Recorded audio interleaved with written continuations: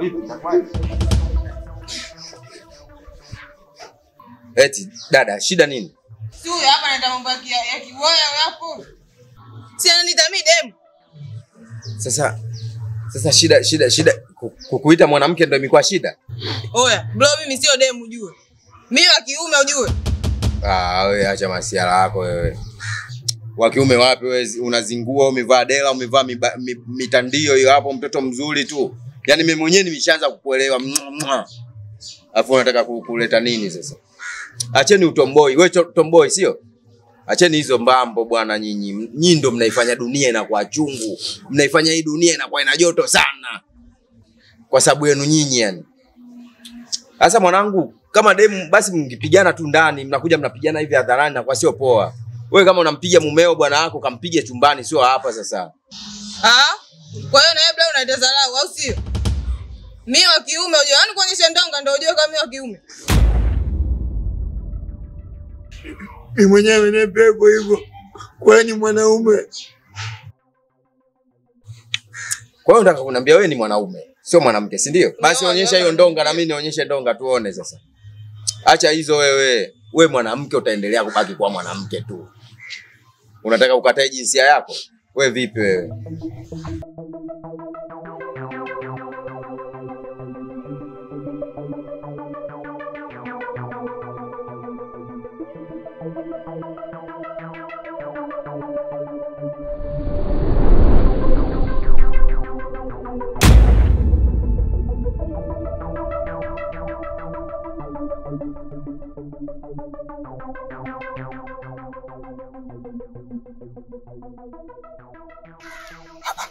Yaani ninachokiona mimi ndo chenyewe ama naona mapicha? Wewe vipi babu, mbona unashangaa kama hivyo? Yaani mimi ninavyokushangaa wewe katika macho yangu ya nyama na kuona kabisa wewe ni mtoto wa kiume lakini umewekewa umbo la kike. Yaani unaishi katika mateso. Wewe umejuaje? Sasa ukiuliza wewe umejuaje, hiyo haikuhusu. Sisi ni watu ambao tumejaliwa vipawa na Mwenyezi Mungu. Mimi ni bonge la mshirikina kama ujui. Yaani hapo unaweza ukakutana hata na mwanaume akakufanyia kimoyoni ukamind, lakini yeye amemind umbo. Sasa sikiliza nikwambie. Alokufanya hivyo ametisha, lakini uchawi wake ni mdogo. Yaani hapo mwanaume anaweza akapiga ndege wawili kwa jiwe moja. Yaani anaweza akakutongoza mwanamke akagonga na moyoni kumbe kakugonga nao wa kiume vile vile. Sema nini? Kuna mdwanzi mmoja ndo kanifanya niwe kama hivi. Sema nimemind kinoma. Ila siku nikukutana naye mwanangu. Sasa usimuite mshamba. Huyo ni mjanja akakuweza wewe mshamba, ndio maana umepigwa vitu kama hiyo. Wewe labda kamdomo au umejifanya unajua sana. Sasa sikiliza, huyo mwenyewe nahisi kama namjua wewe, maana mtoto mdogo tu huyo. Katika upeo wetu sisi katika dunia yetu, hiyo ni kitu kidogo sana tu. Sema mwanangu nini? Nisaidie kama vipi? Hapa yenyewe nishamisi kupiga ndonga. Umemisi kupiga ndonga? Sisi wenyewe tumemisi hivyo na tupo katika maumbo yetu halisia na tunakosa hizo ndonga za kupiga. Sasa sikiliza, wewe mfuate huyo mtu ukamwombe msamaha. Badala ya kupiga ndonga, unashangaa unapigwa ndonga, na usiombe ukapigwa ndonga na mimi. Takamia maana najua mko hapa. Oya. Fanya hivyo basi.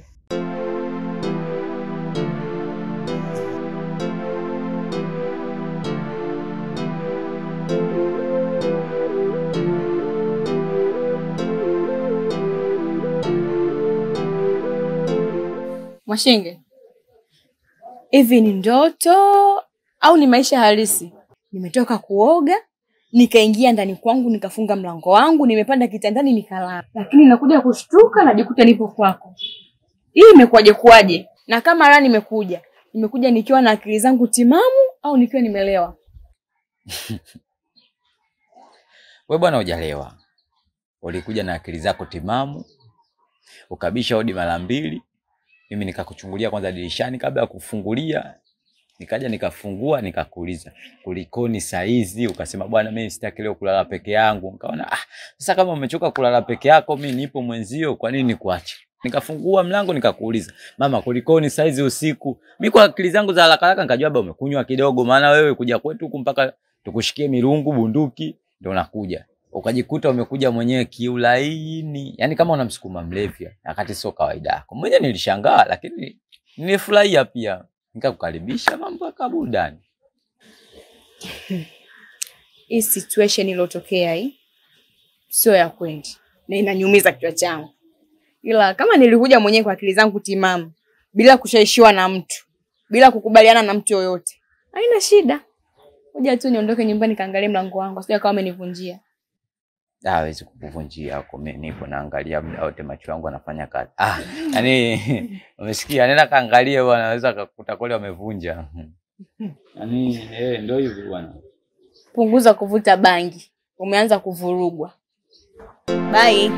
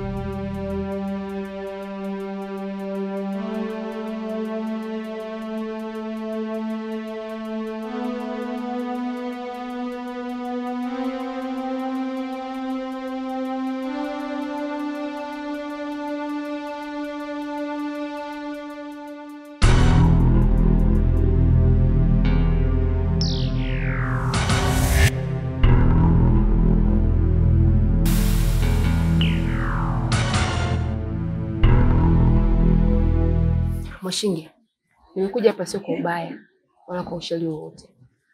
Lengo ni kitu kimoja tu, mimi na wewe tushirikiane kwenye kazi, tuwe kitu kimoja. Tumalize tofauti. Kivipi yani? Kwani mimi na wewe tumegombana na tunaungana. Tuungane tufanye kitu gani?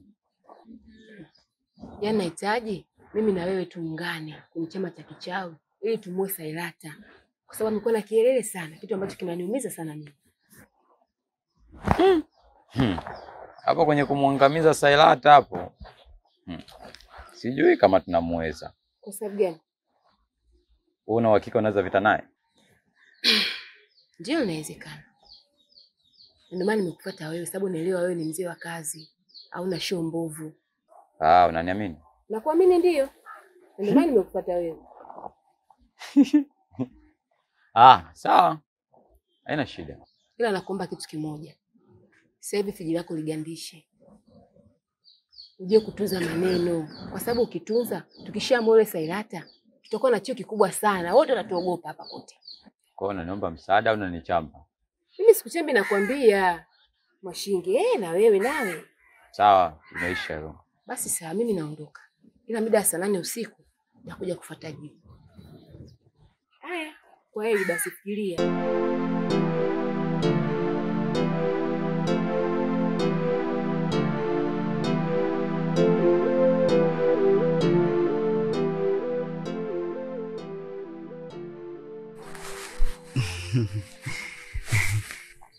Ulichoniagiza hiki hapa. Nimefanya kama vile ulivyoniambia. Nikifika pale, niangalia huku na huku. Mtu yote asinione. Ikawa hivyo hivyo. Nikachimba chini nikaona. Na nikatemea mate mara 3. Hiki hapa. Una uhakika hakuna mtu yote aliyokuona? Hamna mtu yote aliniona. Kabisa.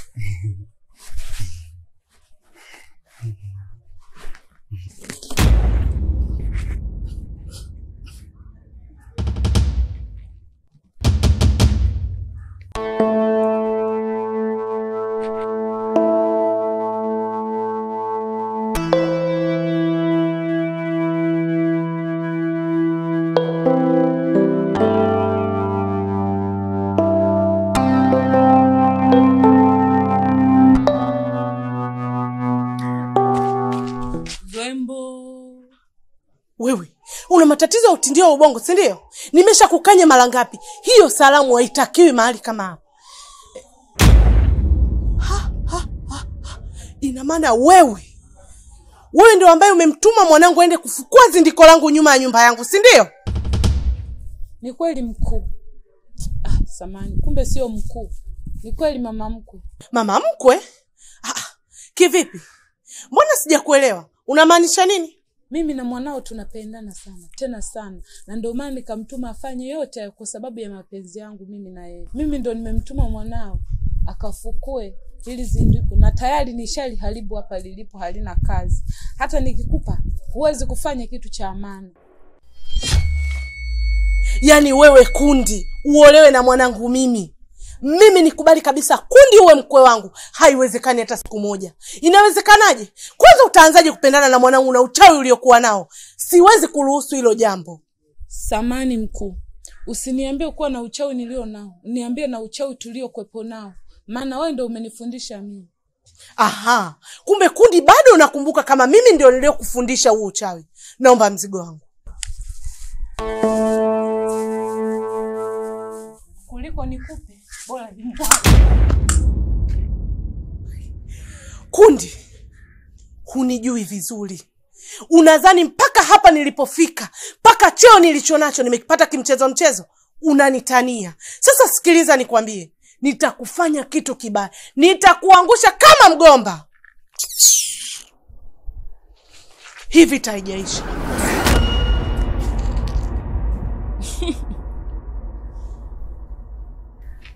Nene nale Kundi. Yaani Kundi mtoto wa Kisukuma. Yaani kwa sababu ya mapenzi yangu nipo tayari kufanya chochote. Mtoto wa nyoka ni nyoka. Yeye ndo amenifundisha mimi uchawi, lakini nazijua siri zake nyingi kwa sababu aliniweka mtu wa karibu. Kabla hajafanya hicho na kabla hajanidondosha kama mgomba, mimi nitamdondosha kama kisima.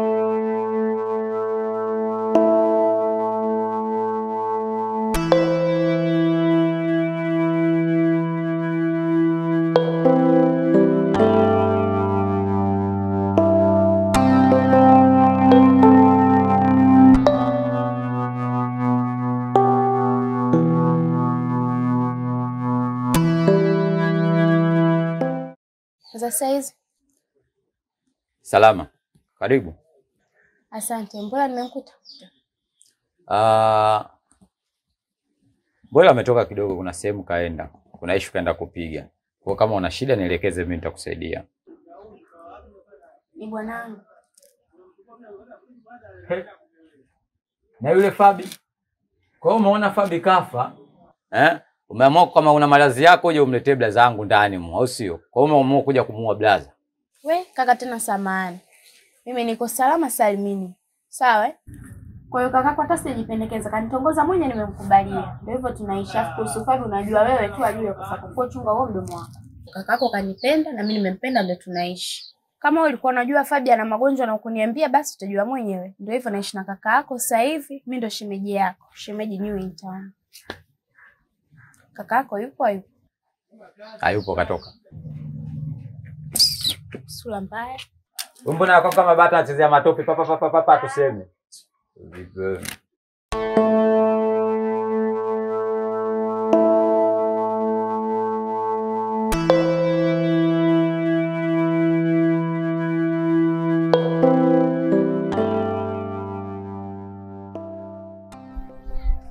Oya Sam.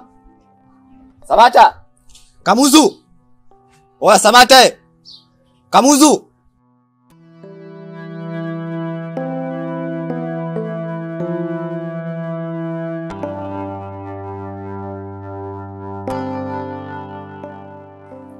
Samani dada yake.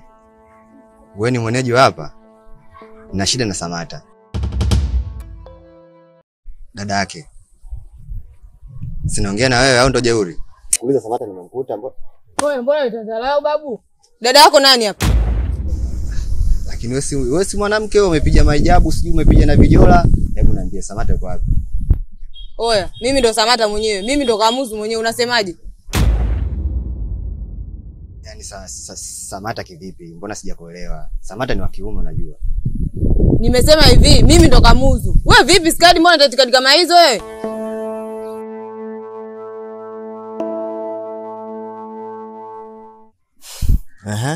Niambie mwanangu. Mbona uko hivyo? Oya. Kuna boya mmoja hivi tulizunguana hapo kati. Siku ya kwanza kanikuta njiani na chota unyayo wa demu. Siku ya pili ndo kama hivyo nikamkuta anajifanya kipofu. Kwenye kuzinguana ndo kama hivyo ndo akanifanya mambo kama haya. Kumbe alikuwa kigagula mwanangu. Bibi, ukimwona unamjua? Namjua, yani nishamtafuta sana hapa unavuniona. Sasa mwanangu kama unamjua, Kwa nini tusimtimbie mtani kwake? Alafu angalia yuko vaa vijabu hivyo jao, fanya vae vipensi nini, visuruali namna gani vipi tu pia uonekane mikazo.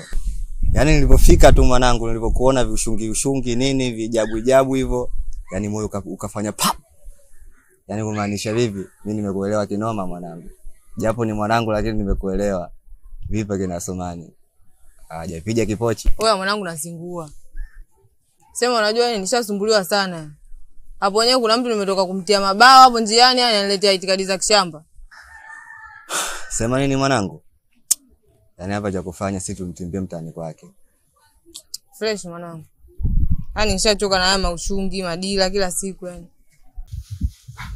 Yaani bwana Mwashinge umeshindwa kufanya vitu ambavyo unahitajika kufanya, unakuja kufanya vitu vya kuwatesa binadamu. Hata Mwenyezi Mungu anasema kabisa, hakuna kitu kibaya au hakuna dhambi mbaya kama kumtesa mwanadamu.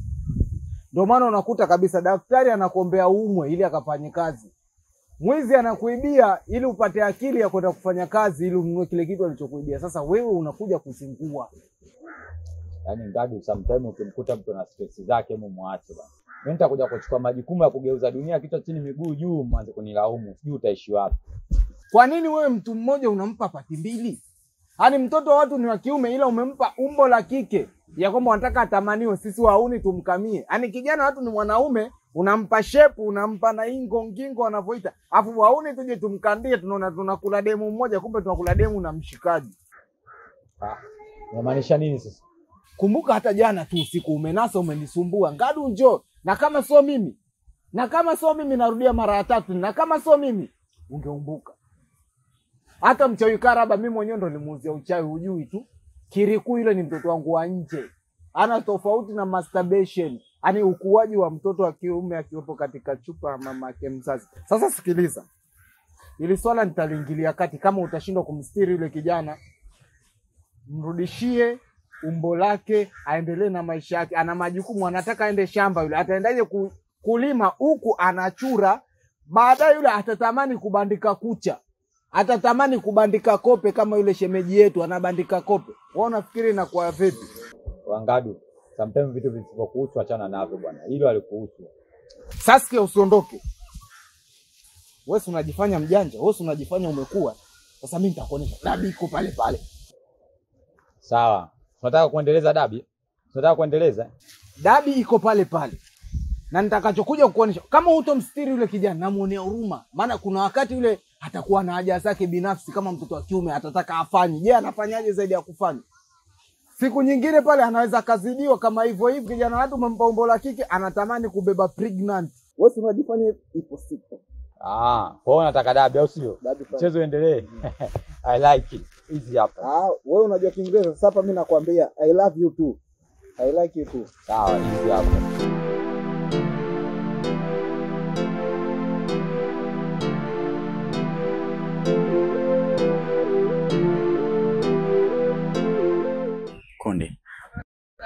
Nimekuja kusikia wito wako. Leo nimekuita nikwambie ukweli. Mama yako ni mchawi. Ina maana mamangu ni mchawi? Na sio mama yako tu, hata mimi pia ni mchawi. Na huo uchawi kanifundisha yeye. Kusababisha wazazi wangu wamefariki. Kwa sababu yeye ndo alikuwa ananipa dawa ili nikawape wazazi wangu wafariki. Na ndugu zangu pia. Nimepoteza kila kitu. Nimepoteza thamani kwa kila mtu. Sina mtu yote wa karibu. Hata wewe ukicha, mamako ndo alikuwa amekupa. Katika zile akili 9 ulizokuwa nazo, 5 alikuwa nazo na 4 ulikuwa nazo wewe. Na ndio maana nikakuagiza uende nyuma pembe yenu ya kulia, uende ukafukue. Kile kitu ndio kilichokuwa kinakusababisha wewe uwe kichaa. Na ile gololi iliyokuwa mle ndani ndio ilikuwa inakuvuruga kabisa akili yako. Kwa sababu aliagizwa kumalize wewe, kwa sababu ulikuwa unajua siri. Mara ulikuta ilizi, ulikuta mambo ya ajabu. Ndio kilichosababisha mpaka akakutia huo uchizi. Maana ungechelewa angekumaliza kabisa. Ila kwa sababu ya mapenzi yangu ndio nimeamua nikwambie ukweli. Kama kuna adhabu yoyote ya kunipa, wewe nipe tu. Kundi, mimi nitanguliza shukrani kwako. Nashukuru sana kwa msaada ambao ulonisaidia.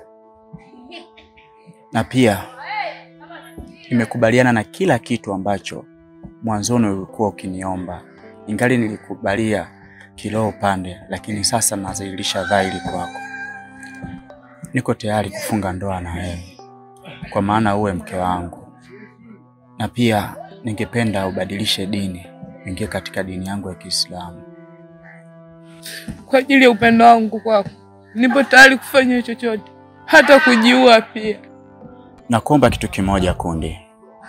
Kwa kuwa umeniambia ulikuwa mchawi na uko ndani ya uchawi, itabidi nikupeleke msikitini kwa mashehe wangu, wakakupiga nyungu na dua zifuatwe, na kila kitu ambacho ulichokiweka cha uchawi kichomwe moto, ili uwe mwanamke safi na tuweze kufurahia mapenzi yetu mimi na wewe. Nawakumbuka sana wazazi wangu.